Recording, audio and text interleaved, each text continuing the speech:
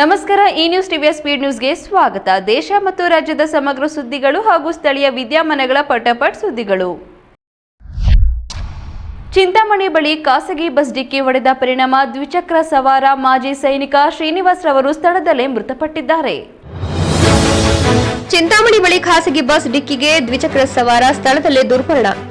ಮೃತರು 45 ವರ್ಷದ ಶ್ರೀನಿವಾಸ್ ಅಂತ ಹೇಳಲಾಗುತ್ತಿದ್ದು, ಪೊಲೀಸ್ ಜೀಪ್ ಚಾಲಕ ಹಾಗೂ ಮಾಜಿ ಸೈನಿಕನಾಗಿ ಕರ್ತವ್ಯ ನಿರ್ವಹಿಸುತ್ತಿದ್ದಂತೆ. ಇನ್ನು ಶಿಡ್ಲಘಟ್ಟ ರಸ್ತೆಯ ಬಜಾಜ್ ಶೋರೂಮ್ ಬಳಿ ಬೆಳಿಗ್ಗೆ 8 ಗಂಟೆಗೆ ದುರ್ಘಟನೆ ಸಂಭವಿಸಿದ್ದು, ಅತಿವೇಗ ಹಾಗೂ ಅಜಾಗರೂಕತೆಯಿಂದ ಬಸ್ ಚಾಲನೆ ಈ ಒಂದು ಅಪಘಾತಕ್ಕೆ ಕಾರಣ ಎನ್ನಲಾಗಿದೆ. ಇನ್ನು ಪೊಲೀಸರು ಬಸ್ ಅನ್ನು ವಶಕ್ಕೆ ಪಡೆದಿದ್ದು ತನಿಖೆ ಆರಂಭಿಸಿದ್ದಾರೆ.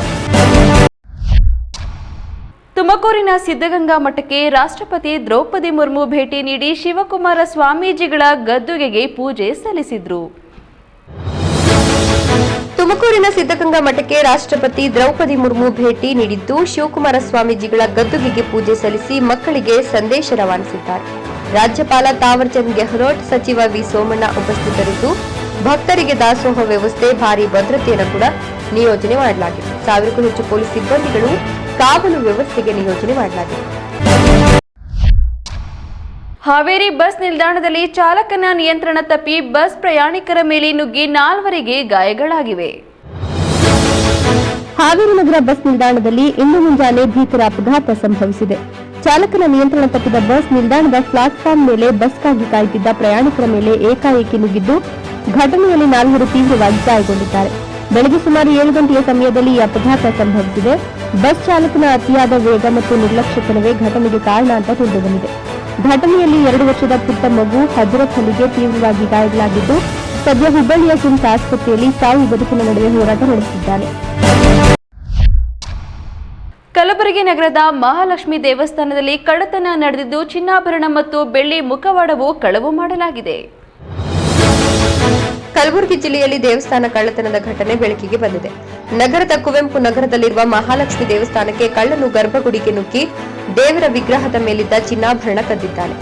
ಕಬ್ಬಿಣದ ರಾಡಿನಿಂದ ದೇವಸ್ಥಾನದ ಬೀಗ ಮುರಿದು ಒಳನುಗ್ಗಿದ ಖದೀಮನು ದೇವಿಯ ಕೊರಳಿನಲ್ಲಿದ್ದ ಸುಮಾರು 9 ಗ್ರಾಂ ತೂಕದ ಚಿನ್ನದ ತಾಳಿ ಹಾಗೂ 100 ಗ್ರಾಂ ತೂಕದ ಬೆಳ್ಳಿ ಮುಖವಾಡವನ್ನು ಕಳುವು ಮಾಡಿ ಪರಾರಿಯಾಗಿದ್ದಾನೆ.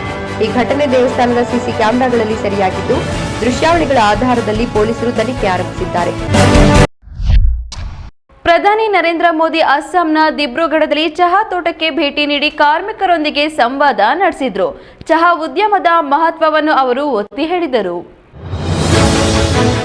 ಪ್ರಧಾನಿ ನರೇಂದ್ರ ಮೋದಿ ಇಂದು ಅಸ್ಸಾಂನ ದಿಬ್ರುಗಢ ಜಿಲ್ಲೆಯಲ್ಲಿನ ಚಹಾ ತೋಟಕ್ಕೆ ಭೇಟಿ ನೀಡುವ ಮೂಲಕ ತಮ್ಮ ದಿನವನ್ನು ಅರ್ಥಪೂರ್ಣವಾಗಿ ಪ್ರಾರಂಭಿಸಿದ್ದಾರೆ. ಅಲ್ಲಿ ಅವರು ಮಹಿಳಾ ಕಾರ್ಮಿಕರೊಂದಿಗೆ ಸಂವಾದ ನಡೆಸಿದ್ರು ಮತ್ತು ಅಸ್ಸಾಮಿ ಚಹಾದ ಜಾಗತಿಕ ಮಹತ್ವದ ಬಗ್ಗೆ ಮಾತನಾಡಿದ್ದಾರೆ. ಈ ಭೇಟಿಯನ್ನ ಸ್ಮರಣೀಯ ಅನುಭವ ಅಂತ ಕರೆದ ಪ್ರಧಾನಿ ಮೋದಿ ಚಹಾ ಉದ್ಯಮದ ಬೆನ್ನೆಲುಬಾಗಿರುವ ಅನೇಕ ಕಾರ್ಮಿಕರೊಂದಿಗೆ ಮಾತನಾಡಿದ್ದು, ಅವರ ಕೊಡುಗೆಗಳನ್ನು ಶ್ಲಾಘಿಸಿದ್ದಾರೆ.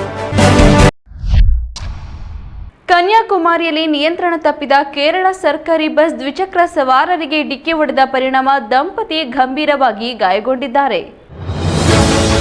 ತಮಿಳುನಾಡಿನ ಕನ್ಯಾಕುಮಾರಿಯಲ್ಲಿ ಕೇರಳ ರಾಜ್ಯ ರಸ್ತೆ ಸಾರಿಗೆ ಸಂಸ್ಥೆಯ ಬಸ್ ಒಂದು ನಿಯಂತ್ರಣ ತಪ್ಪಿ ದ್ವಿಚಕ್ರ ವಾಹನ ಸವಾರರಿಗೆ ಡಿಕ್ಕಿ ಹೊಡೆದ ಭೀಕರ ಘಟನೆ ನಡೆದಿದೆ. ವೇಗವಾಗಿ ಬಂದ ಬಸ್ ಸವಾರನನ್ನ ಗಾಳಿಯಲ್ಲಿ ತೂರಿದ ದೃಶ್ಯಗಳು ಹತ್ತಿರದ ಸಿಸಿಟಿವಿ ಕ್ಯಾಮೆರಾದಲ್ಲಿ ಸೆರೆಯಾಗಿವೆ. ವರದಿಗಳ ಪ್ರಕಾರ ಅತಿ ವೇಗವಾಗಿ ಚಲಿಸುತ್ತಿದ್ದ ಕೇರಳ ಸರ್ಕಾರಿ ಬಸ್ ಮೊದಲು ರಸ್ತೆಯಲ್ಲಿದ್ದ ಕಾರೊಂದಕ್ಕೆ ಡಿಕ್ಕಿ ಹೊಡೆದಿದೆ. ನಂತರ ಚಾಲಕನ ನಿಯಂತ್ರಣ ತಪ್ಪಿದ ಬಸ್ ಎದುರಿಗೆ ಬರುತ್ತಿದ್ದ ದ್ವಿಚಕ್ರ ವಾಹನದಲ್ಲಿದ್ದ ದಂಪತಿಗೆ ನೇರವಾಗಿ ಗುದ್ದಿದೆ. ಡಿಕ್ಕಿಯ ರಭಸಕ್ಕೆ ದ್ವಿಚಕ್ರ ವಾಹನ ಸವಾರರು ಸುಮಾರು 16 ಅಡಿಗಳಷ್ಟು ಗಾಳಿಯಲ್ಲಿ ಹಾರಿ ರಸ್ತೆಗೆ ಬಿದ್ದಿದ್ದಾರೆ. ಅಪಘಾತದಲ್ಲಿ ಗಂಭೀರವಾಗಿ ಗಾಯಗೊಂಡಿರುವ ದಂಪತಿಯನ್ನು ತಕ್ಷಣವೇ ಹತ್ತಿರದ ಆಸ್ಪತ್ರೆಗೆ ದಾಖಲಿಸಲಾಗಿದ್ದು, ಚಿಕಿತ್ಸೆ ಮುಂದುವರೆದಿದೆ. ಬೆಂಗಳೂರಿನಲ್ಲಿ ಪೊಲೀಸ್ ಇಲಾಖೆಯ ಸುಮಾರು 80 ಕೋಟಿ ರು ಮೌಲ್ಯದ ಆಸ್ತಿಯನ್ನು ಕಬಳಿಸಲು ಯತ್ನಿಸಿದ ಆರೋಪ ಬೆಳಕಿಗೆ ಬಂದಿದೆ. ಬೆಂಗಳೂರಿನಲ್ಲಿ ಪೊಲೀಸ್ ಇಲಾಖೆಗೆ ಸೇರಿದ ಸುಮಾರು 80 ಕೋಟಿ ರೂಪಾಯಿ ಮೌಲ್ಯದ ಆಸ್ತಿಯನ್ನು ಕಬಳಿಸಲು ಯತ್ನಿಸಿರುವ ಗಂಭೀರ ಆರೋಪ ಬೆಳಕಿಗೆ ಬಂದಿದೆ. ಈ ಸಂಬಂಧ ಮಲ್ಲೇಶ್ವರಂ ಪೊಲೀಸ್ ಠಾಣೆಯಲ್ಲಿ ಪ್ರಕರಣ ದಾಖಲಾಗಿದ್ದು, ಬೆಸ್ಕಾಂ, ಡಿಬಿಎಂಪಿ ಅಧಿಕಾರಿಗಳು ಹಾಗೂ ಖಾಸಗಿ ವ್ಯಕ್ತಿಗಳ ವಿರುದ್ಧ ಎಫ್ಐಆರ್ ದಾಖಲಿಸಲಾಗಿದೆ. ಹೈದರಾಬಾದ್ನಲ್ಲಿ ಪತಿ ಮರುಮದುವೆಯ ಹಿನ್ನೆಲೆಯಲ್ಲಿ ಮನನೊಂದ ಮಹಿಳೆ 2 ಮಕ್ಕಳನ್ನ ಕೊಂದು ತಾನು ಆತ್ಮಹತ್ಯೆ ಮಾಡಿಕೊಂಡಿದ್ದಾಳೆ. ಹೈದರಾಬಾದ್ನಲ್ಲಿ ಪತಿ ಮರುಮದುವೆಯಾಗಿದ್ದಕ್ಕೆ ಮನನೊಂದ ಮಹಿಳೆ ಮಕ್ಕಳನ್ನ ಕೊಂದು ತಾನು ಆತ್ಮಹತ್ಯೆಗೆ ಶರಣಾಗಿರುವ ಘಟನೆ ಹೈದರಾಬಾದ್ನಲ್ಲಿ ನಡೆದಿದೆ. 29 ವರ್ಷದ ಮಹಿಳೆ ತನ್ನ 2 ಗಂಡು ಮಕ್ಕಳನ್ನ ಕೊಂದು ಬಳಿಕ ಮನೆಯಲ್ಲಿ ಆತ್ಮಹತ್ಯೆ ಮಾಡಿಕೊಂಡಿದ್ದಾರೆ. ದೀರ್ಘಕಾಲದ ಕೌಟುಂಬಿಕ ಕಲಹವೇ ಈ ನಿರ್ಧಾರಕ್ಕೆ ಕಾರಣ ಅಂತ ಹೇಳಲಾಗಿದೆ. ಮೃತರನ್ನ ಎಸ್ ಬಾನೋತ್ ಶ್ರವಂತಿ ಮತ್ತು 12 ವರ್ಷದ ಪುತ್ರ ಕಾರ್ತಿಕ್ ಹಾಗೆ 10 ವರ್ಷದ ಪುತ್ರ ಕೌಶಿಕ್ ಅಂತ ಗುರುತಿಸುತ್ತಾರೆ.